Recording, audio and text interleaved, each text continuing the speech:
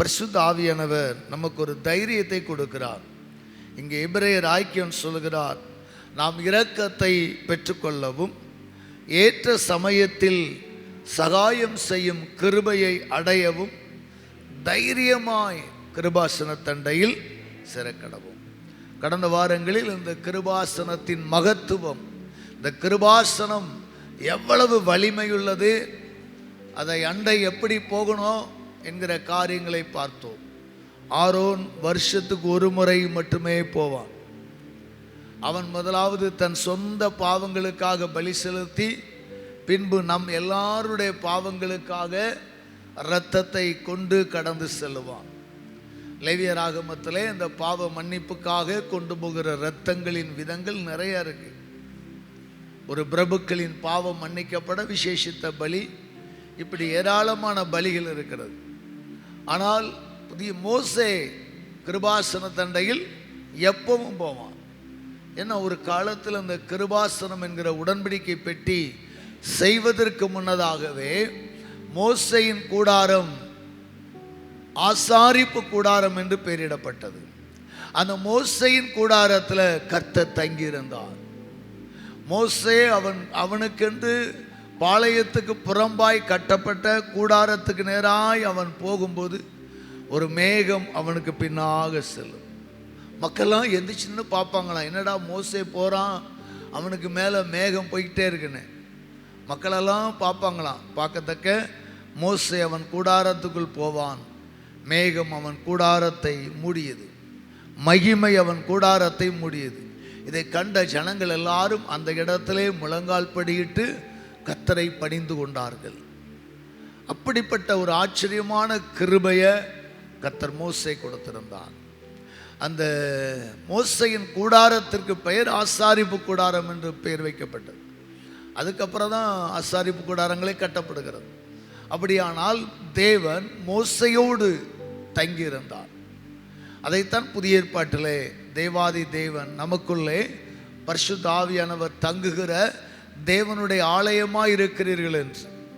அப்போ பழைய ஏற்பாட்டிலும் கூட ஆண்டவர் மோசே என்கிற அந்த மனிதனோடு தங்கியிருந்தார். புதிய ஏற்பாட்டில் ஆண்டவராகிய தேவன் நம்மோடு ஆவியானவராய் தங்கியிருக்கிறார் என்பதை நாம் அறிய வேண்டும். இப்படிப்பட்ட அந்த கிருபாசன தண்டையில் மிகவும் நடுங்கி போன அந்த கிருபாசனம், ஆண்டவர் மோசேயை பார்த்து சொல்கிறார், உன் சகோதரனாய் ஆரோன் பலிபீடத்துக்கு வரும்போது எச்சரிக்கையாக இருக்க சொல்லு. அவன் சாகாதபடிக்கு பல இடங்களில் சொல்கிறார். அவன் செத்துறக்கூடாது, அந்நிய அக்கினியை கொண்டு வந்துடக்கூடாது, வஸ்திரம் மாறி வந்துடக்கூடாது. ஒரு சிறிய தவறு நடந்தால் கூட அவன் ஆசாரிப்பு கூடாரத்தில் செத்துருவான். எச்சரிக்கையாயிருன்னு ஆண்டவர் சொல்லுகிறார். ஆனால் அந்த புதிய ஏற்பாட்டில் எபிரேயர் ஆக்கியோன் தைரியமாக போங்கன்றார். அல்லேலூயா. அப்போ கிருபாசனம் செயலிழந்து விட்டதா? அந்த கிருபாசனத்தின் மகிமை விலகிட்டா? இல்லை, அதே மகிமை இன்னைக்கு இருக்கு. ஆனால் நம்ம தைரியமாய் சேருவதற்கு நமக்கு ஸ்பெஷலான ஒரு கிஃப்ட் ஆண்டவர் தந்திருக்கிறார். எதனாலே அந்த தைரியம் வருகிறதாம்? எபிரேயர் 10வது அதிகாரம், எபிரேயர் 10வது அதிகாரம் வசனம் 19, 20 வாசிக்கலாம். ஆகையால் சகோதரரே, நாம் பரிசுத்த ஸ்தலத்தில் பிரவேசிப்பதற்கு இயேசுவானவர் தமது மாம்சமாகிய திரையின் வழியாய் புதிதும் ஜீவனுமான மார்க்கத்தை நமக்கு உண்டு பண்ணினபடியால் அந்த மார்க்கத்தின் வழியாய் பிரவேசிப்பதற்கு அவருடைய இரத்தத்தினாலே நமக்கு தைரியம் உண்டாயிருக்கிறபடியினாலும். பிரைஸ் காட், ஹல்லேலூயா. எதனாலே தைரியம் உண்டாகிறதாம்? 10வது அதிகாரத்தில் சொல்லுகிறார், சகோதரரே, பரிசுத்த ஸ்தலத்தில் பிரவேசிப்பதற்கு நாம ஆசாரிப்பு கூடாரம் இருக்கிற, மகிமையின் கூடாரம் இருக்கிற அந்த மகா பரிசுத்த ஸ்தலத்தில் பிரவேசிப்பதற்கு இயேசுவானவர் தமது மாம்சமாகிய திரையின் வழியாய் புதிதும் ஜீவனுமான மார்க்கத்தை நமக்கு உண்டு பண்ணினபடியால். மார்க்கம் என்றால் ஏதோ மதம் அல்ல, வழி. மார்க்கம் என்றால் அது ஒரு வழி. கிறிஸ்தவ மார்க்கம் என்ன போதிக்குது அப்படின்னா, கிறிஸ்தவ மதத்தினுடைய கொள்கை, அதனுடைய வழி என்ன, அதான் அர்த்தம். அப்போ மார்க்கம் நமக்கு ஒரு வழியை கற்றுக் கொடுக்கிறது. சகோதரரே, நாம் பரிசுத்த ஸ்தலத்தில் பிரவேசிப்பதற்கு, சகோதரரே, நாம் இந்த மகிமை நிறைந்த பயங்கரமான ஆசாரிப்பு கூடாரத்திற்குள், கிருபாசனம் என்கிற அந்த பெட்டி அண்டையில் பிரவேசிப்பதற்கு இயேசுவானவர் தமது மாம்சமாகிய திரையின் வழியாய் புதிதும் ஜீவனுமான மார்க்கத்தை உண்டு பண்ணினபடியால், அந்த மார்க்கத்தின் வழியாய் பிரவேசிப்பதற்கு அவருடைய இரத்தத்தினாலே நமக்கு என்ன உண்டாயிருக்கிறது? தைரியம் உண்டாயிருக்கிறது. ஒரு அல்லேலூயா சொல்லுங்களேன். சொல்லுங்க, கிருபாசன தண்டையில் தைரியமாய் சேர கடவோம் என்று எபிரேயர் 4வது அதிகாரத்தில் எழுதுகிறார். அடுத்து 10வது அதிகாரம் வரை நிறைய ஸ்டடி கொடுக்குறாரு. 10வது அதிகாரத்தில் தான் அந்த தைரியம் எதனாலன்னா, இயேசுவின் இரத்தத்தினால். ஒரு அல்லேலூயா சொல்லுவோம். இயேசு என்னும் இரட்சகரின் இரத்தத்தினால் நமக்கு தைரியம் உண்டாகிறது. அல்லேலூயா. இயேசு என்னும் இரட்சகர் நமக்கு ஒரு வழியை உண்டாக்கி இருக்கிறார். பிரியமானவர்களே, நமக்கு ஒரு மார்க்கத்தை உண்டாக்கி இருக்கிறார், நமக்கு ஒரு வழியை உண்டாக்கி இருக்கிறார். அன்பான பெற்றோர்களே, இன்றைய நாட்களில் நாம் நம்முடைய பிள்ளைகளுக்காக சில வழிகளை உண்டாக்கி இருக்கிறோம். உண்டா இல்லையா? நம்முடைய பிள்ளைகள் சொகுசாக நம்முடைய வாகனங்களை அனுபவிக்கிறார்கள், வச்சிடுங்க, வீடுகளை அனுபவிக்கிறார்கள், நம்முடைய செல்வங்களை அனுபவிக்கிறார்கள். ஆனால் இவைகளை நாம் அடைவதற்கு ஒவ்வொரு பேரண்ட்ஸ் எவ்வளோ கஷ்டப்படுறப்போம் சொல்லுங்கள் பார்க்கலாம். நிறைய பேரண்ட்ஸ் சொல்லுவாங்க, நான் வாயை கட்டி வைத்த கட்டி உன்னை படிக்க வச்சேன், வாயை கட்டி வைத்த கட்டி இந்த இடத்த வாங்கினேன். உண்மையா இல்லையா? ஒவ்வொரு பேரண்ட்ஸும் ஒரு நிலத்தை வாங்குறாங்கன்னா சும்மா கிடையாது. இன்னைக்கு ஊதாரித்தனமாய் குடித்து வெறித்து அலைந்தவன் ஒன்றும் வைக்கலை தன் பிள்ளைகளுக்காக. இப்போ தான் உணர்றாங்க. ஃபேஸ்புக்கில் வந்ததுக்கு அப்புறம் தான் உணர்றோம். ஃபேஸ்புக்கில் வந்ததுக்கு அப்புறம் தான் எதையாயிலும் நம்ம பிள்ளைகளுக்கு வைக்கணும்னு நினைக்கிறோம். ஆனால் சில பெற்றோர்கள் முன்னதாகவே வைப்பாங்க. அப்போ அந்த பெற்றோர்கள் தியாகம் பண்ணினபடியினாலே உனக்கு ஒரு ஆஸ்தி, உன் பெற்றோர்கள் தியாகம் பண்ணினபடியினாலே உனக்கு ஒரு நல்ல எஜுகேஷன், உன்னுடைய பெற்றோர்கள் தியாகம் பண்ணினபடியினாலே உனக்கு ஒரு ஃபியூச்சர் இருக்கா இல்லையா? அதே போல் இயேசு தியாகம் பண்ணினார். இயேசு கிறிஸ்து நமக்காக தியானம் பண்ணினார் என்று பார்க்கிறோம். அங்கே எபிரேயர் 9:7 வாசிக்கலாம். எபிரேயர் புத்தகம் 9வது அதிகாரம் 7வது வசனம். 2ஆம் கூடாரத்திலே பிரதான ஆசாரியன் மாத்திரம் வருஷத்திற்கு ஒரு தரம் இரத்தத்தோடே பிரவேசித்து அந்த இரத்தத்தை தனக்காகவும் ஜனங்களுடைய தப்பிதங்களுக்காகவும் செலுத்துவான். Price God. அல்லேலூயா. பிரதான ஆசாரியன் வருஷத்திற்கு ஒரு தரம் இரத்தத்தோடு பிரவேசித்து அந்த இரத்தத்தை தனக்காகவும் ஜனங்களுடைய தப்பிதங்களுக்காகவும் செலுத்துவான். பிரதான ஆசாரியன் பலிபீடம் என்று சொல்லப்படுகிற கிருபாசன தண்டை செல்லுவதற்கு அவன் இரத்தத்தோடு செல்ல வேண்டும். அந்த இரத்தத்தை முதலில் தன்னுடைய பாவங்களுக்காக, தன்னுடைய அக்கிரமங்களுக்காய் சிந்தப்படணும். ரெண்டாவது ஜனங்களுடைய பாவங்களுக்காய் சிந்தப்பட வேண்டும். ஆனால் எபிரேயர் 7வது அதிகாரம் 27வது வசனம் இவ்விதமாய் சொல்லுகிறது. எபிரேயர் 7:27. அவர் பிரதான ஆசாரியர்களைப் போல, ஆண்டவராகிய இயேசு கிறிஸ்து பிரதான ஆசாரியர்களைப் போல முன்பு சொந்த பாவங்களுக்காகவும் பின்பு ஜனங்களுடைய பாவங்களுக்காகவும் நாடோறும் பலியிட வேண்டியதில்லை. ஏனெனில் தம்மை தாமே பலியிட்டதினாலே இதை ஒரே தரம் செய்து முடித்தார். அல்லேலூயா. பிரதான ஆசாரியன் வருஷம் ஒரு முறை இரத்தத்தை கொண்டு போக வேண்டும். அவன் தன் பாவங்களுக்காக, தன் ஜனங்களின் பாவங்களுக்காக இரத்தத்தை கொண்டு போகிறான்.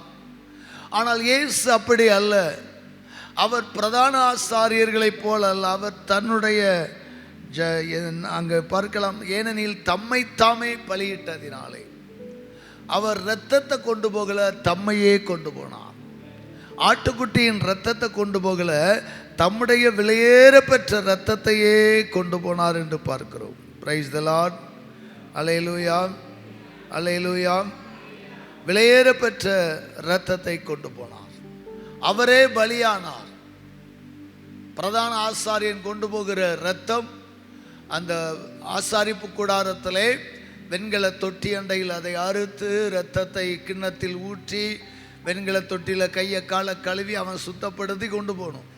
ஆனால் இயேசு தன்னுடைய இரத்தத்தை அவரே கொண்டு போகிறார். அதாவது அதனால தான் இயேசு கிறிஸ்து சிலுவையில் பாடுபட்டு தன்னுடைய ஒவ்வொரு சொட்டு இரத்தத்தை சிந்தி கடைசியாக அந்த ஜீவன் போகும்போது என்ன நடந்துச்சு? மிகப்பெரிய உலக அதிசயம் நடந்துச்சு. பூமி எங்கும் அந்தகாரம் உண்டாயிற்று.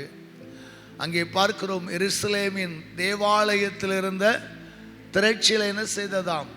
ரெண்டாய் கிழிந்தது. மேலிருந்து கீழ்வரை ரெண்டாய் கிழிந்தது. திரைச்சீலை என்றால் இப்படிப்பட்ட ஒரு சாதாரண ஸ்கிரீன் அல்ல. மிக பாதுகாப்பாய், மிக பத்திரமாய், அதிகமான ஊக்கு வளையங்களால் கட்டப்பட்ட அந்த திரைச்சீலை, அந்த மகாபரிசுத்த ஸ்தலத்துக்குள் பிரவேசிக்கிற திரைச்சீலை ரெண்டாய் கிழிந்தது. ஏன் கிழிந்தது என்றால் கிறிஸ்து பலியானார். அல்லேலூயா. கிறிஸ்துவின் இரத்தம் சிந்தப்பட்டது. உங்களுக்காக, எனக்காக, நம் ஒவ்வொருவருக்காக இயேசு தம்முடைய விலையேற பெற்ற அந்த இரத்தத்தை சிந்திவிட்டார். இனி ஒரு முறை ஆசாரியன் போக வேண்டிய அவசியம் இல்லை. இனி எந்த ஒரு ஆசாரியனுக்கும் அங்கே வேலை இல்லை. இனி எந்த ஒரு ஆசாரியனும் அங்கே போய் ஜனங்களின் பாவங்களுக்காய் வேண்டுதல் செய்வதில்லை.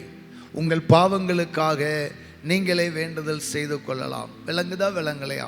அதனால தான் ஆவிக்குரிய சபைக்கும் ஒரு கேத்தலிக் சர்ச்சுக்குள்ள வித்தியாசங்கள். கேத்தலிக் சபையில் நடைபெறுகிற சில காரியங்களை சுட்டி காட்டி தான் மார்ட்டின் லூத்தர் புராட்டஸ்டாண்ட் சீர்திருத்த சபையை துவங்குகிறார். அவர் சுட்டி காட்டின விஷயங்கள் நிறையா இருக்குது. அதில் ஒன்று தான் இது.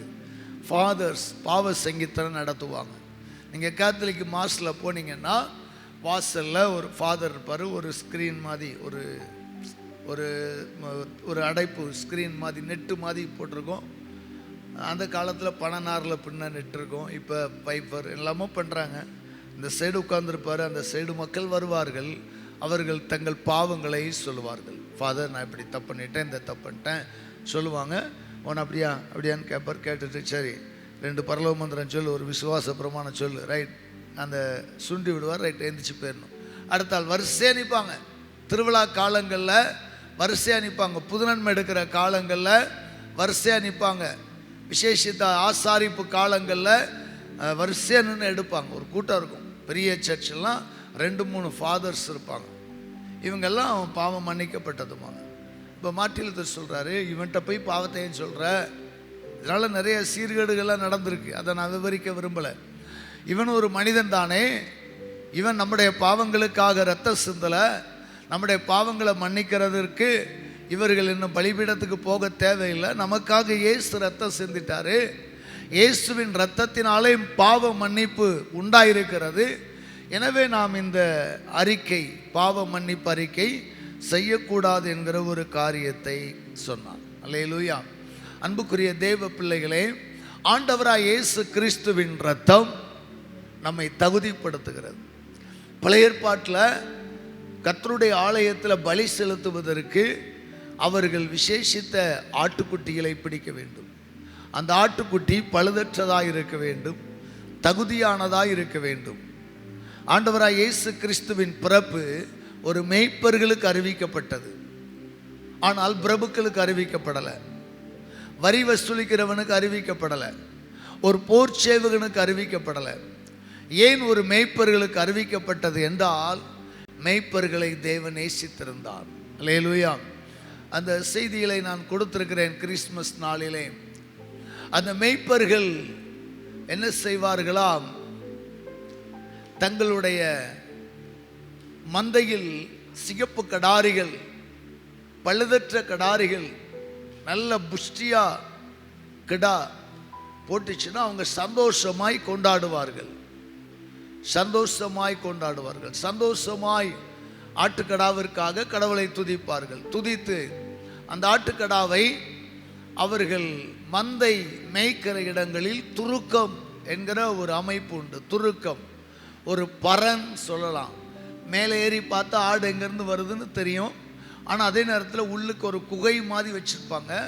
சுண்ணாம்பு கற்கள், பாறை கற்களை அடுக்கி வச்சு அதற்கு மேலே என்ன செஞ்சுருப்பாங்க, களிமண் மற்றும் மாட்டு சாணங்கள் கொண்டு பூசியிருப்பாங்க. அதில் கொண்டு அந்த ஆட்டுக்குட்டியை கடத்துவாங்க. ஏனென்றால் குளிர் நேரத்திற்கு அது கதகதப்பாக இருக்கும்.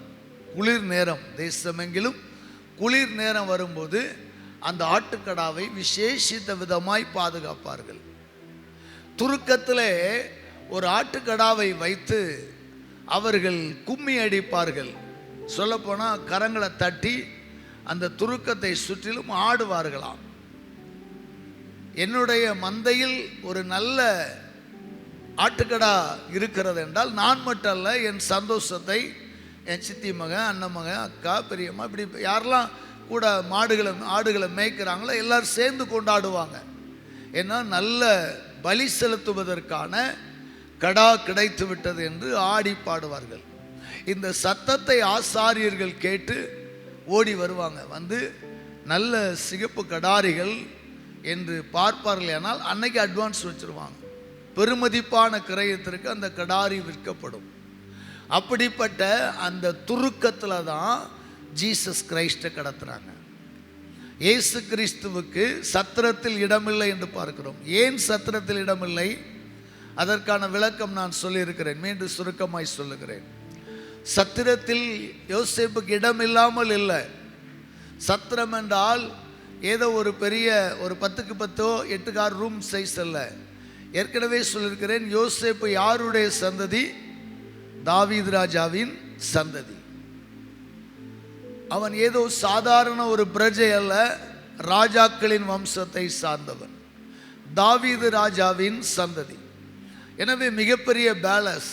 அந்த பேலஸில் தாவீதுனுடைய ஜெனரேஷன் எல்லாரும் அந்த குடிமதிப்புக்கு எழுதும்படி வந்திருந்தார்கள். அப்போது யோசேப்பு மரியாள் இருக்கிறாங்க. இப்போது பிரசவ வலி ஏற்பட்ட போதுதான் ஒரு தீர்மானம் எடுக்க வேண்டியதாயிற்று. அந்த நாட்களிலே ஒரு பெண் குழந்தை பெற்றுக்கொள்வாளே ஆனால் தீட்டுப்பட்டதாகும். அந்த இடம் தீட்டுள்ளதாய் காணப்படுகிறபடினாலே மற்ற ஆண்கள், மச்சான், குழந்தை, வேற யாரும் இருக்கக்கூடாது, கணவர் கூட இருக்கக்கூடாது. அப்போ ஆண்கள் எல்லாம் வெளியே போகணும். ஒரு பெரிய பேலஸில் யோசேப்பு மட்டும் அல்ல, யோசேப்பை போல அவன் சொக்காரங்க, அவனுடைய உறவின் முறை, அண்ணன் தம்பி முறையார் நிறைய ஆண்கள் இருக்கிறாங்க. இப்போ ஒரு மரியாள் நிமித்தம் அத்தனை பேர் வெளியே போகணும். அதனால் யோசேப்பு தானாகவே தன்னுடைய மனைவி மரியாளை அழைத்து கொண்டு எங்கே போனானா, முன்னணைக்கு கடந்து சென்றான். அந்த முன்னணை தான் துருக்கம், முன்னணை என்கிற 2 பேர்களை சொல்லுவாங்க. அங்கே போய் ஜீசஸ் கிரைஸ்ட் பிறக்கிறார். அவர்கள் அந்த துருக்கத்தில் கடத்தினார்கள். ஏன் துருக்கத்தில் கடத்துறாங்கன்னா, கதகதப்பாக இருக்கும், பயங்கரமான குளிர் நேரம் அந்த துருக்கத்தில் இருக்கும். அதனால தான் கர்த்தர் மேய்ப்பர்களுக்கு சொல்லுகிறார், போய் பாருங்க, மந்தையின் துருக்கத்தில் நீங்கள் மேசியாவை காண்பீர்கள் என்கிறார். அதனால தான் மீகாவில் மந்தையின் துருக்கமே இஸ்ரவேலை ஆளப்போகிற பிரபு மந்தையின் துருக்கத்திலிருந்து வருவார் என்று சொல்லப்படுகிறது. இப்படியாக அந்த ஜீசஸ் கிரைஸ்ட் அந்த துருக்கத்தில் கிடத்தி இருந்தபோது அந்த நற்செய்தி கேட்டு தேவதூதனால் நற்செய்தி கேட்கப்பட்டு வந்த எல்லா மேய்ப்பர்களும் ஆடி பாடி துதித்தார்கள். அவர்களுக்கான ஆட்டுக்கடா அல்ல, சொல்லுங்க, நம்ம எல்லாருக்கான ஆட்டுக்கடா. நம்ம எல்லாருடைய பாவங்களை சுமந்து தீர்க்கிற பழுதற்ற ஆட்டுக்குட்டி. 1 பேதுரு 1 அதிகாரம் 19வது வசனத்தை வாசிக்க கேட்கலாம். 1 பேதுரு 1:19. குற்றமில்லாத மாசற்ற ஆட்டுக்குட்டியாகிய மாசற்ற ஆட்டுக்குட்டியாகிய கிறிஸ்துவின் விலையேற பெற்ற இரத்தத்தினாலே மீட்கப்பட்டீர்கள் என்று அறிந்திருக்கிறீர்களே. அவர் உலக தோற்றத்திற்கு முன்னே குறிக்கப்பட்டவராயிருந்தார். மகனே, என்னுடைய பாவங்களுக்காய் அவர் அடிக்கப்பட்டவர் என்பதை உலக தோற்றத்திற்கு முன்னே கர்த்தர் முன்குறித்திருந்தார். அல்லேலூயா. இயேசு பிறந்ததுக்கு அப்புறம் ஏதோ ரோமர்களின் தண்டனையினால் அவர் ரத்தம் சிந்தல. நல்லா கவனிங்க. இயேசு வலிமை இழந்து, இயேசு வல்லமை இழந்து ரோமர்களின் கையில் அகப்பட்டு ரத்தம் சிந்தவில்லை. ஜீசஸ் கிரைஸ்டனுடைய ரத்தம் தான் நம்மளை சுத்திகரிக்குங்கிறது உலக தோற்றத்திற்கு முன்னே குறிக்கப்பட்ட தீர்மானம். அல்லேலூயா, அல்லேலூயா. இயேசுவை குறித்து அநேகர் பரிதாபமாய் பேசுவார்கள். அவருக்காக பரிதாபம் கொள்ள நாம் யார்? அவருடைய இரத்தம் சிந்தப்பட வேண்டும் என்பது நீதி. அது உலக தோற்றத்திற்கு முன்னே ஆண்டவர் குறித்த ஒரு காரியம். நாம் இந்த இரத்தத்தை குறித்து மீண்டும் தியானிக்கின்ற போது எபிரேயர் புத்தகத்தில் 12வது அதிகாரத்தில் நாம் வாசிக்கலாம். எபிரேயர் 12:24. புது உடன்படிக்கையின் மத்தியஸ்தராகிய இயேசுவினிடத்திற்கும் ஆபேலினுடைய இரத்தம் பேசினதை பார்க்கிலும் நன்மையானவைகளை பேசுகிற இரத்தமாகிய தெளிக்கப்படும் இரத்தத்தினிடத்திற்கும் வந்து சேர்ந்தீர்கள். அல்லேலூயா. கர்த்தருடைய நாமம் மகிமைப்படுவதாக. அன்பார்ந்த தேவனுடைய பிள்ளைகளே, நீங்கள் வந்து சேர்ந்த இடம் ஆறுதலின் இயேசு பேராலயம் அல்ல. ஆமா, நீங்கள் வந்து சேர்ந்த இடம் ஏதோ ஒரு பெந்தகோஸ்தே டினாமினேஷன் அல்ல. ஆண்டவராகிய தேவனுடைய வார்த்தை மிக தெளிவாய் சொல்லுகிறது. நீங்கள் வந்து சேர்ந்திருக்கிற இடம் எப்படிப்பட்ட இடமாம்? பேசுகிற இரத்தம். ஒரு அல்லேலூயா சொல்லுங்களேன். சிந்தப்பட்ட இரத்தம் அல்ல, பேசுகிற இரத்தத்தின் இடத்திற்கு வந்திருக்கிறீங்க. அல்லேலூயா. நமக்கு ஒரு மிகப்பெரிய நம்பிக்கை வேணும். நான் பேசுகிற இரத்தத்தின் இடத்திற்கு வந்திருக்கிறேன். இன்னைக்கு நிறைய பேருக்கு சபையை குறித்து ஒரு பெருமை இருக்கிறது. பெரிய சபையில் ஆராதிக்கிறவர்களுக்கெல்லாம் கொஞ்சம் கழுத்து நீளமாக போகும். ஆமாம், சின்ன சபையில் ஆராதிக்க ஏதோ நாங்கள் ஒரு சபைக்கு போகிறோமா. ஐயோ, 4 மாவடியில் சில நேரம் சில சகோதரிலாம் ஊழியம் செய்வாங்க. சாதாரண ஒரு வாலண்டியர்ஸாக பார்ட் டைமாக என்னைக்காவது திறப்பின் வாசல் கூட்டத்துக்கு, ஒரு ஜெப முகாம் மாநாடு கூட்டத்துக்கு பேட்ஜ் குத்திட்டு நின்று வேலை செய்வாங்க. அந்த மாதிரி மக்களை நான் பார்த்துருக்குறேன். வெளியே எங்கேயா கேட்டால் நீங்கள் என்ன செய்வோம்? அவங்க 4 மாவடியில் ஊழியம் செய்வாங்க. 4 மாவடியில் மைக்கே பார்த்துருக்க மாட்டான், தொட்டிருக்க மாட்டான், ஏதோ ஒரு கூட்டத்தில் நின்று வேலை செய்வான். ஆனால் பார்த்தீங்கன்னா அவங்களுக்கு ஒரு மிகப்பெரிய பெருமை, நாங்கள் 4 மாவடியில் ஊழியம் செய்கிறோம். நான் சொல்கிறேன், நமக்கு பணித்தலம் அல்ல, பணிகள் அல்ல, பலிபீடம். ரத்தம் சிந்தப்பட்ட பலிபீட தண்டையில் வரணுமா? நமக்கு ஒரு பெருமை இருக்கணும். என்ன பெருமை தெரியுமா? இயேசுவின் ரத்தம் சிந்தின பலிபீடத்தில் கர்த்தரை ஆராதிக்கிறோம். எனக்காக பேசுகிற இரத்தத்தினிடத்திற்கு வந்திருக்கிறோம்.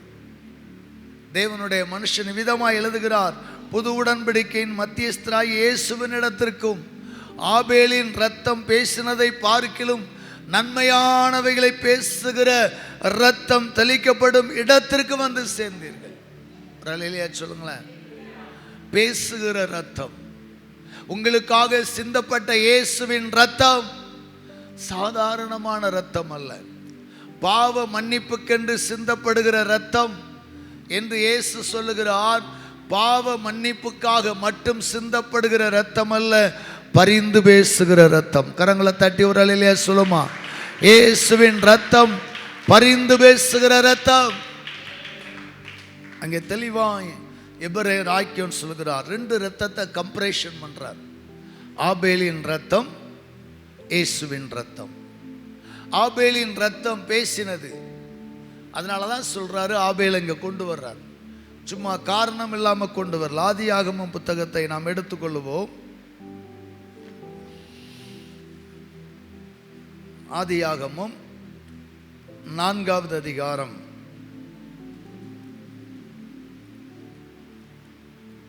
9வது வசனம். கர்த்தர் காயினை நோக்கி, உன் சகோதரனாகிய ஆபேல் எங்கே என்றார். அதற்கு அவன், நான் அறியேன், என் சகோதரனுக்கு நான் காவலாளியோ என்றான். அதற்கு அவர், என்ன செய்தாய்? உன் சகோதரனுடைய இரத்தத்தின் சத்தம் பூமியிலிருந்து என்னை நோக்கி கூப்பிடுகிறது. Price God. ஆண்டவராகிய தேவன் சொல்லுகிறான், காயினே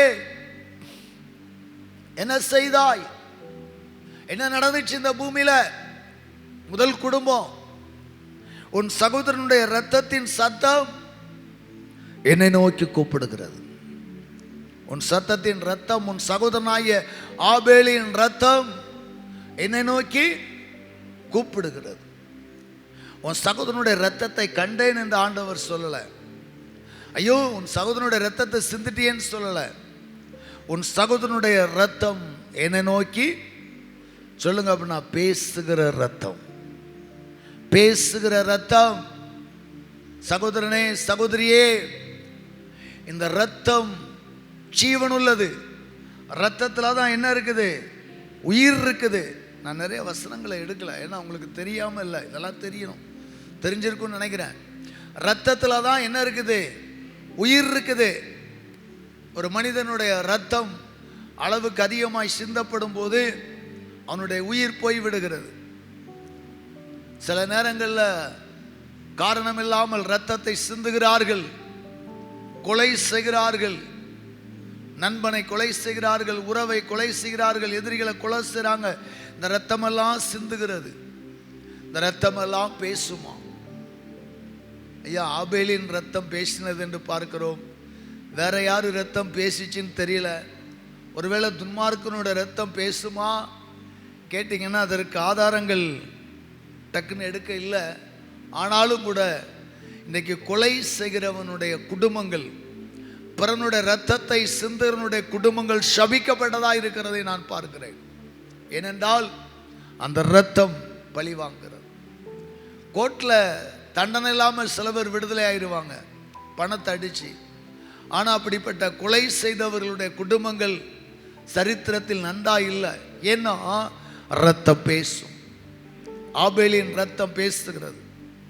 ஆபேலின் ரத்தம் எப்படி பேசியிருக்கும்? ஆபேலுடைய ரத்தத்துக்கும் எபிரேயர்ல இயேசுவின் ரத்தத்துக்கும் எபிரேயர் ஆக்கிய வித்தியாசத்தை காண்பிக்கிறார். நன்மையானவைகளை பேசுகிற இயேசுவின் ரத்தமா? சொல்லுங்க, இயேசுவின் ரத்தம் எப்படி பேசுகிறதாம்? எபிரேயர் 12:24 நன்மையானவைகளை பேசுகிற ரத்தம். ஆபேலின் ரத்தம், ஆண்டவரே என்னை கொன்னுட்ட, ஆண்டவரே என் சகோதரன் என்னை கொலை செய்து விட்டான், அவனை விடாதிரும். பழி வாங்கும் ரத்தம். மனிதர்களுடைய ரத்தம் பழி வாங்க துடிக்கிறது. மனிதர்களுடைய ரத்தம் தேவனிடத்தில் வேதனை தெரிவிக்கிறது. மனுஷனுடைய ரத்தம் தேவனிடத்திலே அங்கலாய்க்கிறது. மனுஷனுடைய ரத்தம் தேவனிடத்திலே எதிரிகளை குற்றம் சாட்டுகிறது, தீமையானவைகளை பேசுகிறது. என்னை கொண்டு விட்டான், விட்டு விடாதிரும் கடவுளே, என்னோட ரத்தத்தை அநியாயமாய் சிந்தி விட்டான், அவனை பார்த்து கொள்ளும் ஆண்டவரே என்று கொட்டுகிறது, பேசுகிறது. ஆனால் இயேசுவின் ரத்தம், சொல்லுங்க, நன்மையானவைகளை பேசிட்டு ஒரு அலையிலையா சொல்லுங்களேன். இயேசுவின் ரத்தம் நன்மையானவைகளை பேசியது. ஆபேலுடைய ரத்தம் பழி வாங்கும்படி பேசியது. அதனால தான் எபிரேயர் ஆக்கியன் 2 ரத்தத்தை கம்பரேஷன் பண்றார். ஆபேலின் ரத்தத்தை பார்க்கிலும் நன்மையானவைகளை பேசுகிற ரத்தம். நீங்க எங்க வந்து சேர்ந்திருக்கிறீங்க? எங்க வந்து சேர்ந்திருக்கிறீங்க? பலி வாங்கும் ரத்தத்தினிடத்தில் அல்ல, பரிந்து பேசும் ரத்தத்தினிடத்தில். ஐயா, ஏன் ஒரு மனுஷன் வியாதிப்படும் போது, பலகீனப்படும் போது அல்லது உங்கள் குடும்பத்தில் ஏதாயிலும் ஒரு மரணத்துக்கு ஏதுவான கட்டுகள் வரும்போது ஆலயத்துக்கு வாங்க. ஏன் சொல்றாங்க? நம்முடைய மூதாதையர்கள் எல்லாம் வருஷம் ஒரு முறை அல்லது 6 மாதங்களுக்கு ஒரு முறை சில புண்ணிய தலங்களுக்கு அழைத்து சென்றார்கள் அல்லவா? எதற்காக? ஒருவேளை மூட நம்பிக்கையில் பாரம்பரியமான விக்கிரகம் நிறைந்த பலிபீடத்திற்கெல்லாம் நாம் போயிருக்கிறோம். ஆனால் இன்றைக்கு ஜீவனுள்ள தேவன் சொல்லுகிறார், உன் பாவம் மன்னிக்கப்பட இந்த பலிபீடத்திலே இயேசுவின் ரத்தம் இருக்கிறது. இந்த பலிபீடத்திலே வந்து உன் பாவத்தை உணர்ந்து ஜெபிப்பாயானால் இயேசுவின் ரத்தம் உனக்காக பேசும். என்ன பேசும்? நன்மையானவைகளை பேசும். அல்லேலூயா. நீங்கள் ஒரு பாவி என்பதை உணர்ந்து ஜெபிக்கணும். நீங்கள் ஒரு பாவி என்பதை உணர்ந்து ஜெபித்து, ஆண்டவரே நான் இவ்விதமான துரோகம் பண்ணிட்டேன், இப்படிப்பட்ட ஒரு தப்பு பண்ணிட்டேன், இன்னாருடைய வாழ்வை கெடுத்தேன் அல்லது இன்னாருடைய பேரை கெடுத்தேன், ஏதோ ஒரு தவறு செய்துட்டேன், என்னை மன்னிங்கப்பான்னு சொல்லி நீங்கள் தேவனுடைய பலிபீடத்தில் அழுது ஜெபிப்பீர்களே ஆனால் இயேசுவின் ரத்தம் உங்களுக்காக இன்றைக்கும் பேசும். இயேசுவின் ரத்தம் அன்னைக்கு மட்டும் அல்ல, இன்னைக்கும் பேசும். நம்ம எல்லாரும் சிலுவையில் இயேசு பேசின அந்த 7 வார்த்தைகளை பெரிதாய் கருதுகிறோம். அதில் முதல் வார்த்தை என்ன வார்த்தை சொல்லுங்க வேகமா? பிதாவே இவர்களை மன்னியும், தாங்கள் செய்கிறது என்னதென்று பாருங்க. இயேசு கிறிஸ்து தன்னுடைய கடைசி சொட்டு இரத்தத்தை சிந்தின பின்பு தம்முடைய ஆவியை பிதாவினிடத்தில் ஒப்புவித்தார். ஆனால் அந்த சிலுவையில் ஏறின மறு நிமிஷமே, சிலுவையில் ஏற்றப்பட்ட மறு வினாடியிலே அவருடைய இரத்தம் ஏற்கனவே வீதியெல்லாம் சிந்தப்பட்டு வருகிறது. சிலுவை மரணத்திலே சிலுவையை அவர் சுமக்கிற, சிலுவையிலே தொங்கிக் கொண்டிருக்கிற போது முதலாவது அவர் பேசினதும் சொல்லுங்க, பரிந்து பேசுகிற வார்த்தை. யாருக்காக பரிந்து பேசினாராம்? சொல்லுங்க. அம்மாவுக்காக அல்ல, தமையனுக்காக அல்ல, தன் சீடனுக்காக அல்ல, பகைக்கிற, துரோகம் செய்த, விரோதித்த, கொடுமைப்படுத்தின குற்றவாளிகளுக்காகத்தான் முதலாவது அவர் கண்ணீர் வெடித்தார். அந்த தேவனுடைய ரத்தம் உன்னை குணமாக்குமா குணமாக்காதா? இயேசுவண்டை வர நாம் ஏன் அஞ்சுகிறோம்? எனக்கு ஒரு ஆச்சரியமான காரியம். இயேசு கிறிஸ்துவின் முதல் வார்த்தை தன் ஸ்திரியை பார்த்து, ஸ்திரியே இதோ உன் மகன் அப்படி சொல்லிருக்கலாமே? இல்லை, பிதாவே என்னை ஏன் கைவிட்டீர் கேட்டிருக்கலாமே? அதெல்லாம் கேட்கல. முதல் வார்த்தை தெய்வீகமான வார்த்தை. ஏனென்றால் அவர் நமக்காக அடிக்கப்படுவது உலக தோற்றத்திற்கு முன்னே முன்குறிக்கப்பட்ட காரியம் என்பதை மறந்து விடாதிருங்கள். பரிந்து பேசுகிற இரத்தம் மட்டுமல்ல, பரிந்து பேசுகிற சரீரம், துடிக்கிற சரீரம். அவருடைய இரத்தம் மட்டும் பரிந்து பேசல, அவருடைய ஆவி, ஆத்துமா, சரீரம் துடித்தது எதிரிகளுக்காக, பகைவர்களுக்காக. பிதாவே இவர்களுக்கு மன்னியும் என்று. இந்த உலகத்தில் அப்படிப்பட்ட ஒரு வார்த்தை யாரும் சொல்ல மாட்டாங்க. இப்படிப்பட்ட ஒரு பெரிய வார்த்தையை எந்த மனிதர்களும் சொல்ல முடியாது. அப்படிப்பட்ட மகிமையான இரத்தம். ஆனால் சாதாரண மனுஷன், நம்முடைய இரத்தமெல்லாம் பழிவாங்க துடிக்கும் இரத்தம். இன்னைக்கு ஊருக்குள்ளே ஏன் கொலை நடக்குது? பழிவாங்குகிற படலங்கள் ஏராளமாக நடக்க ஆரம்பிச்சிட்டு. முன்னாடிலாம் ஒரு கொலைனா என்னைக்கவும் நடக்கும், அந்த பார்ப்பாங்க, சரி கடவுள் பார்த்துக்கிடுவார்னு விட்டுருவாங்க. இன்றைக்கெலாம் அப்படி கிடையாது. 30 நாளில் 20 நாளில் பழிக்கு பழி நடந்துருது. உடனே பெரிய இஷ்யூ ஆயிரும். எல்லா டிவிலையும் ஸ்டாலின் ஆட்சியில் பயங்கரமான கொலைக்களமாய் மாறிவிட்டது. ஐயா, எவன் பழி வாங்குறானோ அவனை பதில் செய்ய இன்னைக்கு உலகம் ரெடியாக இருக்குது. இந்த நாள் பேப்பரில் ஒரு நியூஸ் பார்த்தேன். பெரியவங்களாம் 4 பேர் உட்காந்து பேசிகிட்டு இருக்காங்க. ஆமாம், பெரியவங்க 4 பேர் உட்காந்து பேசிகிட்டு இருக்காங்க. அப்போ தான் விருன்னு பைக்கில் தாமா போகிறான். ஏலா பார்த்து போகக்கூடாதாடா, ஏன்டா இவ்வளோ ஸ்பீடாக போகிற? ஒரு 60 சொல்லுது. நேர வீட்டுக்கு வந்து வாக்குவாதம் பண்ணியிருக்கான். நான் போனால் நமக்கு என்னன்னு வாக்குவாதம் வந்திருக்கு. வாக்குவாதம் முடிஞ்சு வீட்டுக்கு போனால் ஒரு 5 லிட்டர் கேனில் பெட்ரோல் வாங்கிட்டு வந்து அந்த கிளறு உட்காந்துமா நேரம் ஊற்றி தீ வச்சுட்டே போயிட்டான். 90% தீக்காயங்களோடு அவர் மருத்துவமனையில். அவன் ஜாலியாக ஜெயிலில் 15 நாளில் வந்துடுவான், இல்லை 30 நாளில் வந்துடுவான். போச்சு தான் ஒரு உயிர். ஒரு அந்த காலத்தில் நாங்கள்லாம் சைக்கிள் ஓட்டும் போது வேகமாக தெருவுக்குள்ள ஓட்டினா பிடிச்சி அடிக்கலாம் செய்வாங்க. என்னை விட வயசுக்கு மூத்த அண்ணன்மார், ஐயாமார், தாத்தாமார் வயசில் உள்ளவங்க பிடிச்சி 4 அடி அடித்து சைக்கிள் காற்றெல்லாம் இறக்கி விடுவாங்க. பழகிட்டு இருக்கும்போது யார் மேலேயாவது கொண்டு விட்டுருவோம். ஆமாம், அடிக்கலாம் செய்வாங்க. அன்னைக்கு கேட்டுக்கிட்டோம். ஆனால் இன்னைக்கு அப்படி அல்ல. இந்த உலகம் மோசமான உலகம், பழிவாங்க துடிக்கும் உலகம், பழிவாங்குற படலங்கள் நடந்து கொண்டிருக்கிற உலகத்தில் வாழ்கிறோம். ஆனால் இயேசுவின் ரத்தம் மட்டுமே பரிந்து பேசுகிற ரத்தம். இன்னொரு ரத்தத்தை குறித்து நாம் வாசிக்கலாம். வெளிப்படுத்தின விசேஷம் 6வது அதிகாரம், வெளிப்படுத்தல் 6:10. அவர்கள் பரிசுத்தமும் சத்தியமும் உள்ள ஆண்டவரே, தேவரீர் பூமியின் மேல் குடியிருக்கிறவர்களிடத்தில் எங்கள் இரத்தத்தை குறித்து எதுவரைக்கும் நியாய தீர்ப்பு செய்யாமலும் பழிவாங்காமலும் இருப்பீர் என்று மகா சத்தமிட்டு கூப்பிட்டார்கள். அப்பொழுது அவர்கள் ஒவ்வொருவருக்கும் வெள்ளை அங்கிகள் கொடுக்கப்பட்டது. அன்றியும் அவர்கள் தங்களை போல கொலை செய்யப்பட போகிறவர்களாகிய தங்கள் உடன் பணிவிடைக்காரரும் தங்கள் சகோதரரும் ஆனவர்களின் தொகை நிறைவாகும் அளவும் இன்னும் கொஞ்ச காலம் இளைப்பாற வேண்டும் என்று அவர்களுக்கு சொல்லப்பட்டது. பிரைஸ் காட், அல்லேலூயா. இங்கே ஆண்டவருடைய இரகசிய வருகைக்கு பின்பு நடைபெறுகிற முத்திரை உடைக்கிற காலங்கள், அந்த முத்திரை உடைக்கிற காலங்களில் நடைபெறுகிற ஒரு சம்பவத்தை பரிசுத்த ஆவியானவர் யோவானுக்கு வெளிப்படுத்துகிறார். அதில் 5ஆம் முத்திரை உடைக்கப்படுகிறது. ஐந்தாம் முத்திரை உடைக்கப்படும் போது தேவ வசனத்து நிமித்தம், தாங்கள் கொடுத்த சாட்சி நிமித்தம் கொல்லப்பட்டவர்களுடைய ஆத்துமாக்களை பலிபீடத்தில் கண்டேன். அவன கிறிஸ்துவுக்காக இரத்த சாட்சியாய் மரித்தவர்களின் ஆத்துமாக்களை பலிபீடத்தில் யோவான் காண்கிறார். அப்பொழுது அந்த பலிபீடத்தில் இருக்கிற ஆத்துமாக்கள் என்ன சொல்லுகிறது?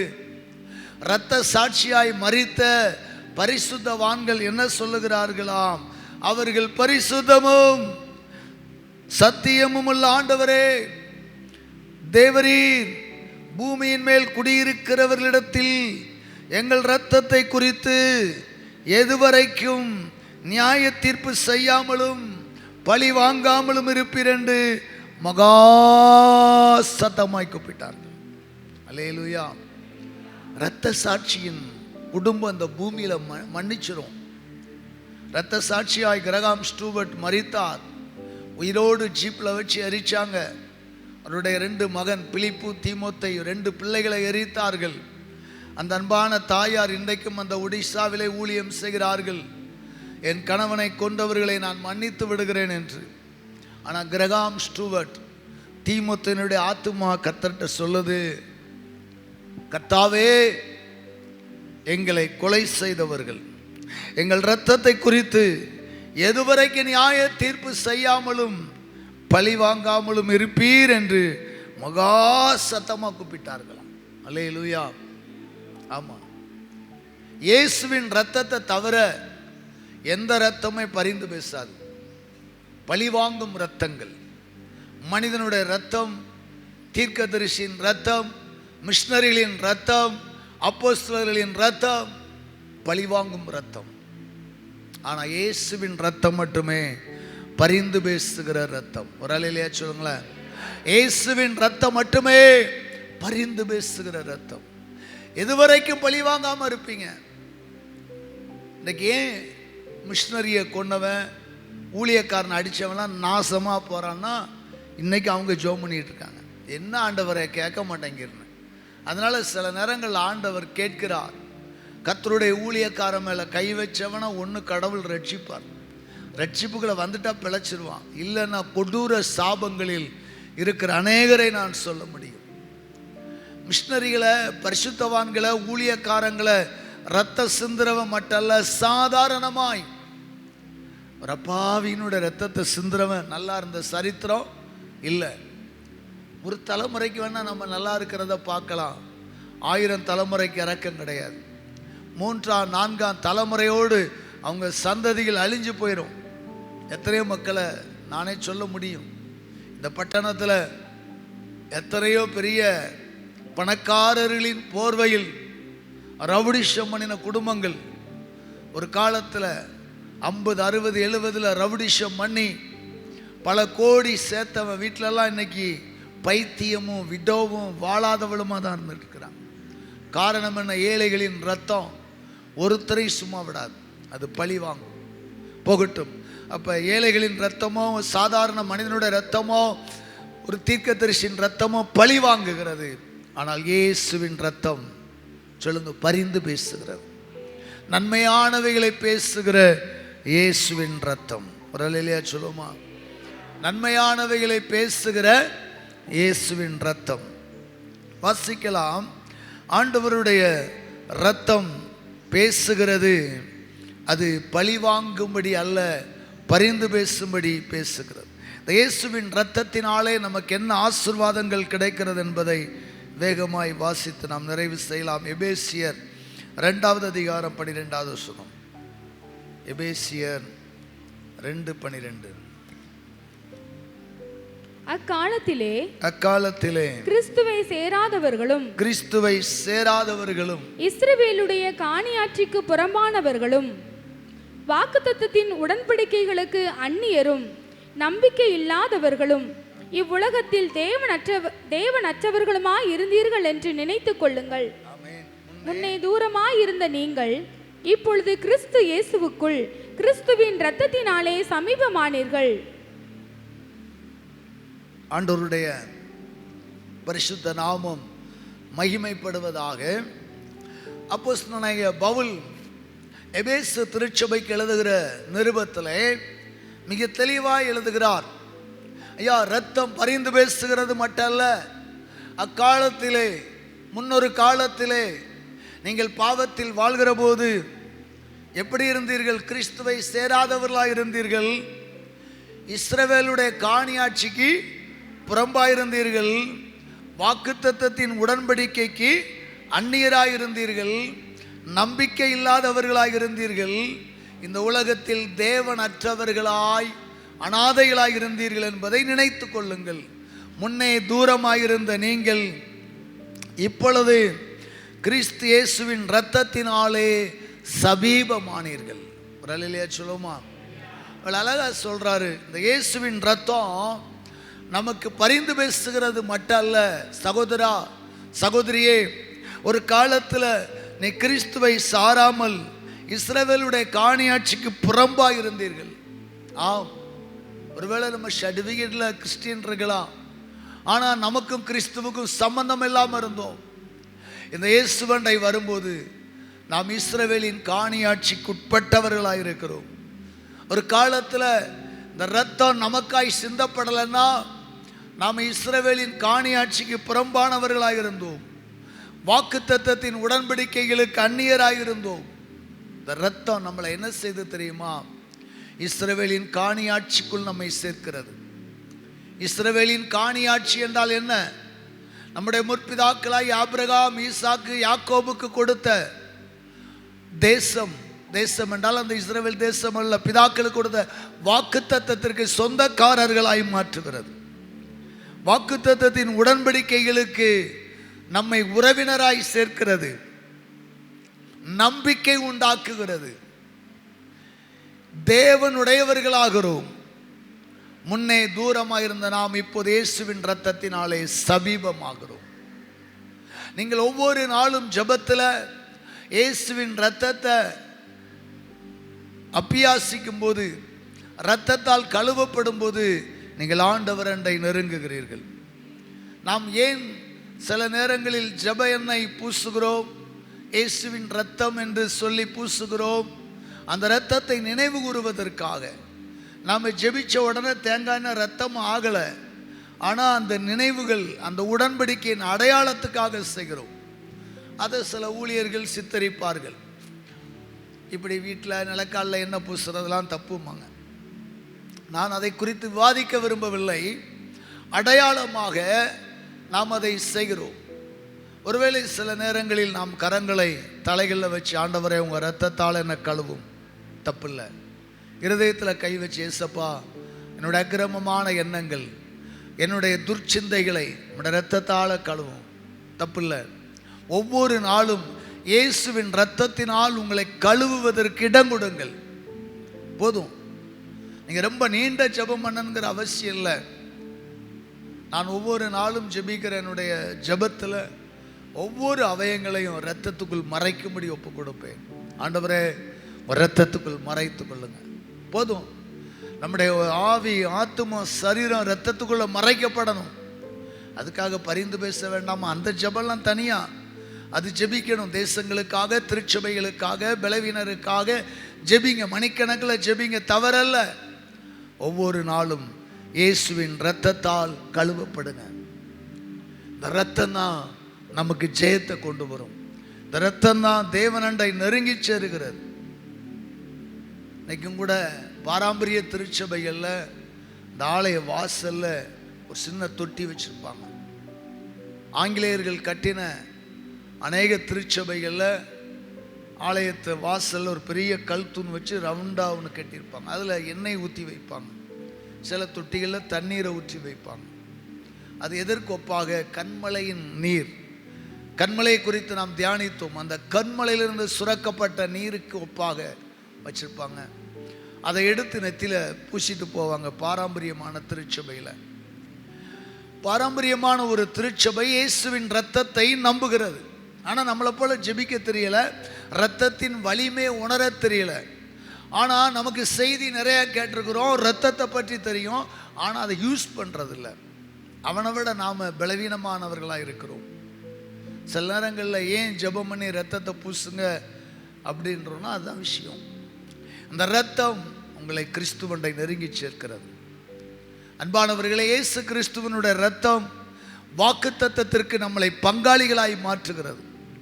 இயேசு கிறிஸ்துவின் இரத்தம் தேவனோடு நம்மை இணைக்கிறது. எனவே இந்த இயேசுவின் இரத்தத்தை ஒருபோதும் அசட்டை செய்யாதிருங்கள்.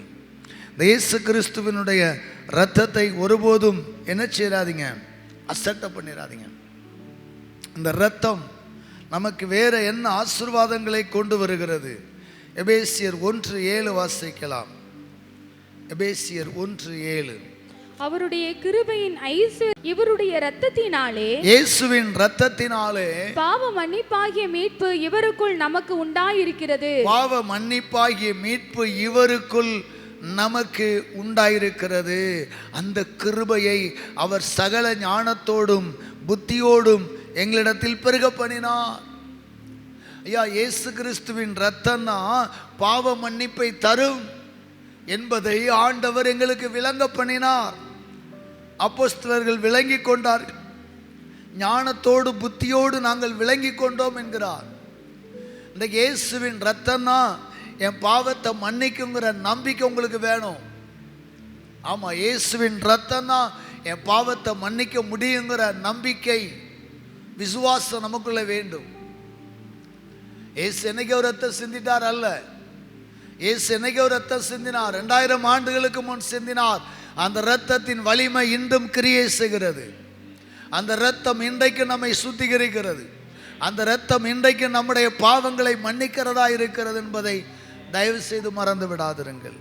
அடுத்தபடியாக கொலோசையர் 1:20. கொலோசையர் 1:20.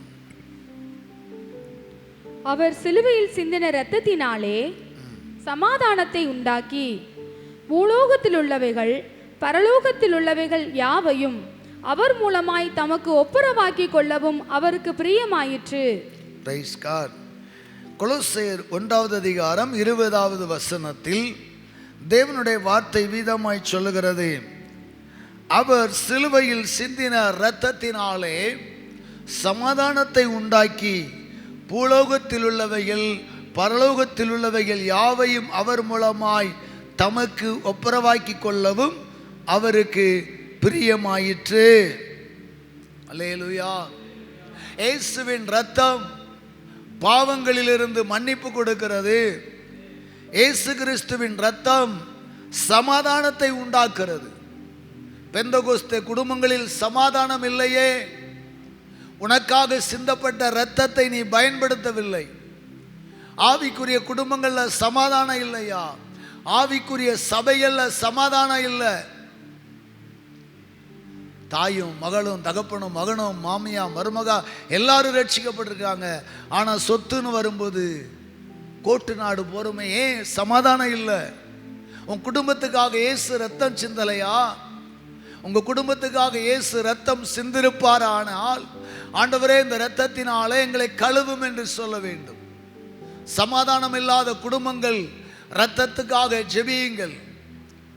இன்னைக்கு சில பலகீனம் வருது, சில ஆப்ரேஷன் வருது, உடனே டாக்டர் சொல்லுவாங்க ரத்தம் வேணும், டோனரை ரெடி பண்ணிடுங்கன்னு. ரெடிமேட் வேண்டாம், ஃப்ரெஷ்ஷாக வேணும், அந்நியர்கள் வேண்டாம், உங்கள் சொந்தமாக இருந்தால் ரெடி பண்ணுங்கன்னு சொல்கிற வார்த்தை கேட்கிறோம். ஏன்? சொந்த ரத்தம் இன்னும் பலனுள்ளதாக இருக்கும். இயேசுவின் ரத்தம் அதை விட பலனுள்ளது. நம்ம குடும்பத்தில் ஒரு ஆக்சிடென்ட், ஒரு விபத்து, ஆபத்துன்னா சொந்தங்கள் ரத்தம் கொடுக்குறோமே, நீ அந்த ரத்தம் கொடுக்குற வேலை வேண்டாம். உன் சொந்தங்களில் உறவுகளில் கசப்பு வறுமையானால் அனைவரும் சேர்ந்து ஆண்டவரே உங்கள் ரத்தத்தினால் எங்கள் குடும்பத்திற்கு சமாதானத்தை கொடுங்கப்பான்னு ஜெபிங்க. அல்லேலூயா. ஆண்டவருடைய சமூகத்தில் ஜெபிங்க. ஆண்டவரே இரத்தத்தினால சமாதானத்தை தாரும். ஆண்டவராய் இயேசு கிறிஸ்துவின் இரத்தம் சமாதானத்தை கொடுத்தது. அவர் சிலுவையிலே சிந்தின இரத்தத்தினாலே சமாதானத்தை உண்டாக்கினார். பூலோகத்தில் உள்ளவைகள் பரலோகத்தில் உள்ளவைகள் யாவையும் அவர் மூலமாய் தமக்கு ஒப்புரவாக்கி கொள்ள பிரியமாயிற்று. அடுத்த வசனத்தை வாசித்து பாருங்கள். முன்னே அந்நியராயும் துர்க்கிரியினால் மனதிலே சத்துருக்களாயிருந்த உங்களையும் பரிசுத்தராகவும் குற்றமற்றவர்களாகவும் கண்டிக்கப்படாதபடிக்கு தனக்கு முன் நிறுத்தும்படியாக அவருடைய மாம்ச சரீரத்தில் அடைந்த மரணத்தினாலே இப்பொழுது ஒப்புரவாக்கினார். ரட்சிக்கப்படுறதுக்கு முன்னாடி நீங்க அந்நியரா இருந்தீங்க. ரட்சிக்கப்படும் முன்னதாக நாம் துர்க்கிரியலுக்கு பங்குள்ளவர்களாக இருந்தோம். ரட்சிக்கப்படுறதுக்கு முன்னாடி நாம பகைக்கிறவர்களாய் பழி வாங்குறவர்களாக இருந்தோம். ஆனா ஆண்டவர் சொல்றாரு, உங்களை ஆண்டவர் குற்றமற்றவர்களாகவும் நரக ஆக்கினையினால் கண்டிக்கப்படாதிருக்க உங்களுக்காக இரத்தம் சிந்தினார். அப்படியானால் இயேசு ஏன் இரத்தம் சிந்தினாராம்? நாம் குற்றமில்லாத வாழ்க்கை வாழணும், நாம தேவனுடைய தண்டனை அடையக்கூடாது என்பதற்காகத்தான் இயேசு இரத்தம் சிந்தினார். இயேசுவின் இரத்தம் சகோதரா உன் பாவங்களை மட்டும் மன்னிக்கிறதல்ல, உன் குடும்பத்திற்கு சமாதானத்தை கொண்டு வருகிறது. உன் குடும்பத்திற்கு சமாதானத்தை கொண்டு வருகிறது. நம்ம ஹோலி கம்யூனியன்ல ஆண்டவராய் இயேசு கிறிஸ்துவின் இரத்தமாக அதை டெடிகேட் பண்ணுகிறோம். எதற்காக? ஆண்டவர் அதை பாரம்பரியமாக செய்ய சொல்லவில்லை. ஒவ்வொரு நாளும் அதை விசுவாசித்து ஜீவனுள்ள இரத்தமாய் உட்கொள்ளுங்கள் என்கிறார். எனவேதான் அந்த கர்த்தருடைய பந்திக்கு கூடி வருமுன்னதாக உறவுகளில் பகைகள் இருக்குமையானால், சொந்தங்களிலே வெறுப்புகள், விவாதங்கள், வேதனைகள், வேதனைப்படுத்துகிற காரியங்கள் இருக்குமையானால் ஒப்புரவாகி அந்த இரத்தத்தை உட்கொள்ளுங்கள். ஒருவேளை அந்த இரத்தத்தை கையில் கொடுத்து வாங்கின மாத்திரத்தில் ஒரு விசை நடுக்கத்தோடு உட்கொள்ளுங்கள். ஆண்டவரே, இந்த இரத்தம் என் பாவங்களை சுத்திகரிக்கிறதா இருக்கிறது. சில நேரங்களில் பார்ப்பேன், சில வியாதிப்பட்டவர்களுக்காக நான் கொடுக்கும்போதே என்னுடைய ஆவியில் ஜெபித்து கொடுப்பேன். ஆண்டவரே, இந்த பிள்ளை இந்த இரத்தத்தை உட்கொள்ளும் போது ஒரு பலன் உண்டாகட்டும். தவறல்ல. நீங்கள் அந்த இரத்தத்தை கரங்களில் வாங்கி, அப்பா இந்த இரத்தத்தினால எனக்கு ஒரு பலன் உண்டாகட்டும், ஜெபிங்க. தவறல்ல. பலவீனமானவர்கள் அப்படி ஜெபிக்கலாம். ஜெபிச்சு சுகமான அநேக சாட்சிகளை கேட்டிருக்கிறேன். ஆனால் சமாதானத்துக்கு யூஸ் பண்ணுங்க. சமாதானம் இல்லையா, இதை வந்துட்டீங்க. ஆண்டவர் சொல்றாரு, உன் சகோதரன் பேரில் உனக்கு குறைவுண்டானால் உன் காணிக்கையை வச்சுட்டு போய் ஒப்புரவாயிட்டு வந்து காணிக்கையை போடுங்கிறார். அப்போ கம்யூனியன் வந்துடாதங்கிறாரு. அதான் அர்த்தம். ஆனாலும் வந்துட்டோம், தப்பு இல்லை. உணர்ந்து, ஆண்டவரே என் கணவரை உண்மையா நேசிக்கிற இரத்தமாய் மாற்றும். பேரளவில் குடும்ப வாழ்க்கை வாழக்கூடாது. என் மாமனாரை உண்மையாய் நேசிக்கிற இரத்தமாய் மாற்றும். பேரளவில் உறவு இருக்கக்கூடாது. எங்கள் குடும்பத்துக்கு ஒரு தெய்வீக சமாதானத்தை தாரும். சமாதானத்திற்காய் சிந்தப்பட்ட இரத்தத்தை கரங்களில் வாங்குறேன். சமாதானத்துக்காய் சிந்தப்பட்ட இரத்தத்தை நான் மாதம் ஒரு முறை உட்கொள்ளுகிறேன். சமாதானம் வேணும் ஆண்டவரே, சமாதானம் தாரு ஆண்டவரே, சமாதானத்தை தாரும் ஆண்டவரே என்று கேட்பீர்களே. ஆனால் இந்த காலை வேளையில் கர்த்தர் உங்களை சமாதானத்தினால் நிரப்புவார். ரோமர் 5வது அதிகாரத்திற்கு வருவோம். ஆண்டவராய் இயேசு கிறிஸ்துவின் இரத்தத்தின் ஆசீர்வாதங்கள். ரோமர் 5:8. நாம் பாவிகளாய் இருக்கையில் கிறிஸ்து நமக்காக மரித்ததினாலே தேவன் நம்மேல் வைத்த தமது அன்பை விளங்க பண்ணுகிறார். இப்படி நாம் அவருடைய இரத்தத்தினாலே நீதிமான்களாக்கப்பட்டிருக்க கோபாக்கினைக்கு நீங்களாக அவராலே நாம் ரட்சிக்கப்படுவது அதிக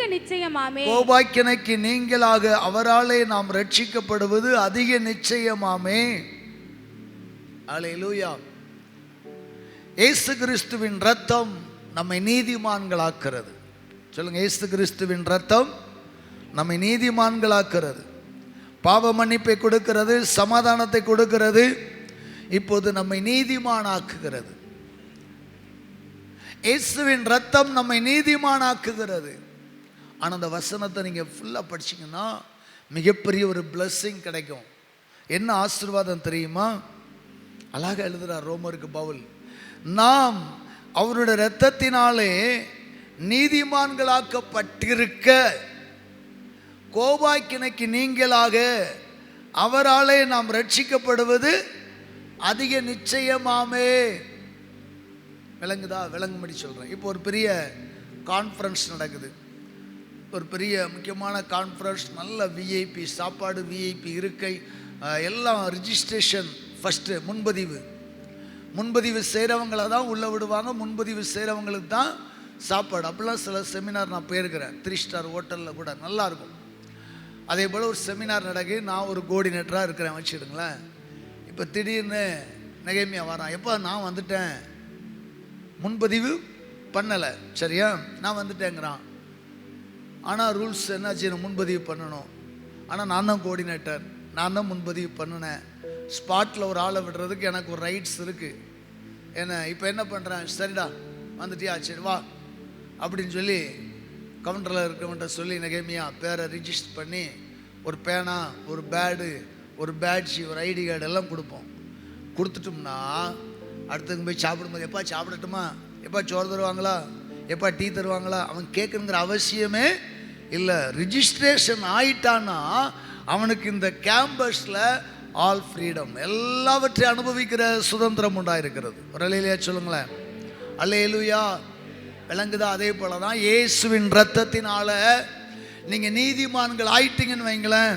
இயேசு கிறிஸ்துவின் இரத்தத்தினால நாம் நீதிமான்கள் ஆயிட்டோம்னா அவருடைய பரிபூரண ஆசீர்வாதங்களுக்கு சொந்தக்காரர்களாய் மாறுகிறோம். கரங்களை தட்டி ஒரு அல்லேலூயா சொல்லுவோம். அவருடைய பரிபூரண ஆசீர்வாதங்களுக்கு நாம் சொந்தக்காரர்கள். எனக்கு இது கிடைக்குமா, எனக்கு வடை கிடைக்குமா, எனக்கு பாயாசம் கிடைக்குமான்னு கேட்கணுங்கிற அவசியமே இல்லை. நீ சகலவற்றையும் அனுபவிக்கிற சுதந்திரவாளியாக இருக்கிற. அல்லேலூயா. நிறைய பேர் இயேசுவின் ரத்தம் என்னை கழுவிட்டு நான் நீதிமானாக இருக்கிறேன், ஆனால் வியாதியில் அடிமையாக இருப்பாங்க. இந்த வசனம் அதுக்கு தான் சொல்லுது. கோபாக்கினைக்கு நீங்களாக அவராலே ரட்சிக்கப்படுவது அதிக நிச்சயம் அல்லவா? இயேசு கிறிஸ்துவின் ரத்தம் உன் பாவத்தையே மன்னிச்சு உன்னை நீதிமானாக்க முடியும்னா உன் மேலே இருக்கிற நோய்களை, பலவீனங்களை, கட்டுகளை எடுத்து போடுறது வெரி சிம்பிள். ஒரு அல்லேலூயா சொல்லுங்களேன். அல்லேலூயா. ஆண்டவர் ஒரு மனிதனை, உன் பாவம் உனக்கு மன்னிக்கப்பட்டதுனார். உடனே எல்லாரும் என்ன சொன்னாங்க, என்ன பாவத்தை மன்னிக்க இவருக்கு என்ன அதிகாரம் சொன்னாங்களா இல்லையா? பாவம் மன்னிக்கப்பட்டதுன்னு சொன்ன மாத்திரத்தில் அவனுடைய நோய்களுக்கு என்ன உண்டாயிற்று? விடுதலை உண்டாயிற்று.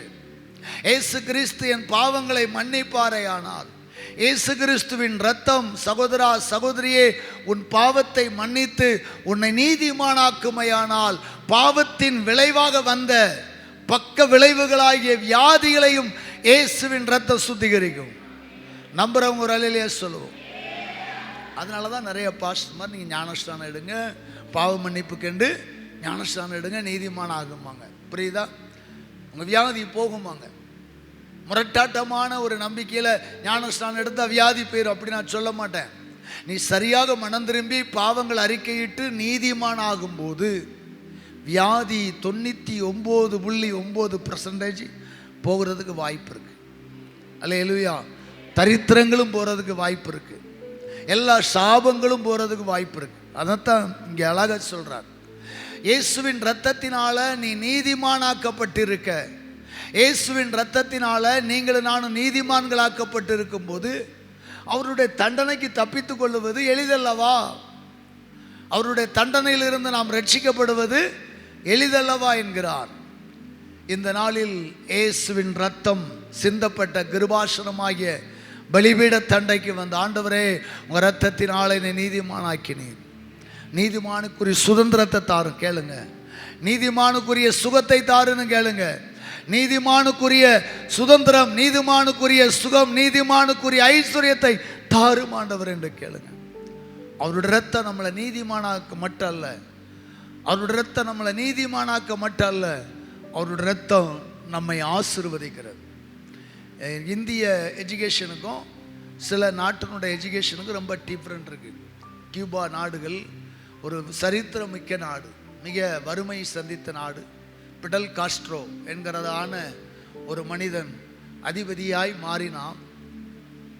எவன் சாராயம் விற்கிறானோ, கள்ளச்சாராயம் விற்கிறானோ ஷூட்டிங் தான். நேரடியாக களத்தில் இறங்கி அவரே சுட்டார். தளபதிகளை ஏற்படுத்தினார். கியூபாவில் கள்ளச்சாராயம், மது, மாது, சூது, வஞ்சனை, வேஷித்தனம், கொள்ள, கற்பழிப்பு எல்லாவற்றையும் 2 வருஷத்தில் மனுஷன் சரி பண்ணான். சுட்டான். ஆமாம், சுட்டுட்டான்.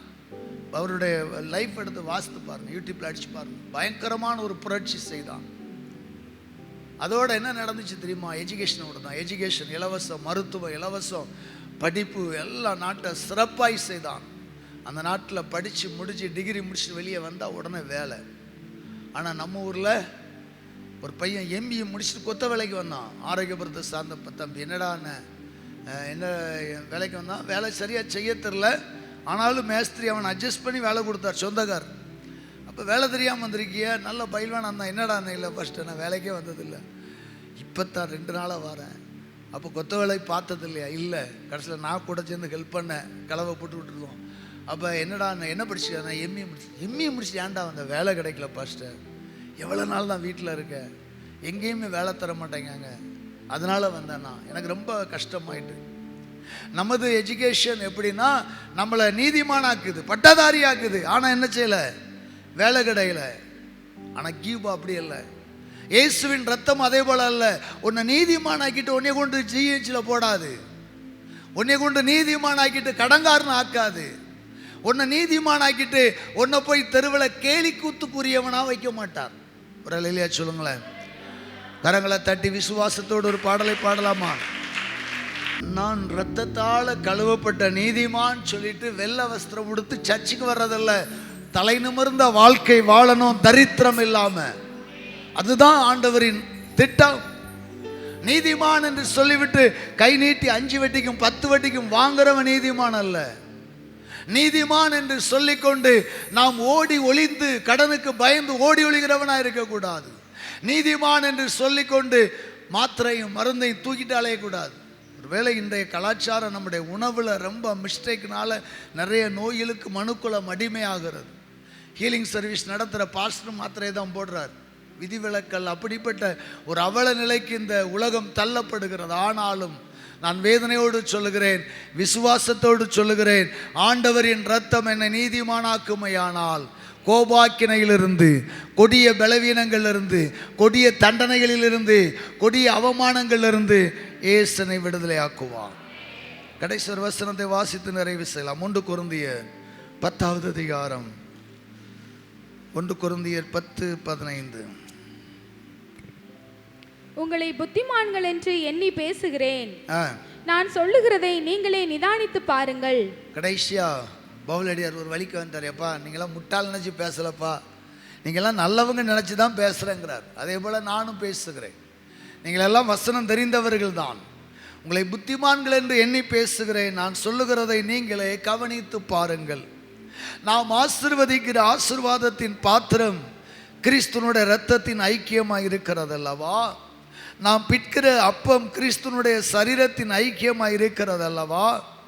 அந்த ஒரே அப்பத்தில் நாம் எல்லோரும் பங்கு பெறுகிறபடியால் அநேகரான நாம் ஒரே அப்பமும் ஒரே சரீரமாய் இருக்கிறோம். அல்லேலூயா, அல்லேலூயா. அன்பார்ந்த தேவனுடைய மக்களே, கடைசியாக உங்களை புத்திமான்கள் என்று எண்ணி பேசுகிறேன். நான் சொல்றதை கேளுங்க. இந்த இரத்தம், இயேசுவின் இரத்தம் நம்மளை ஆசீர்வதிக்கிறது. எப்போது ஆசீர்வதிக்கிறது தெரியுமா?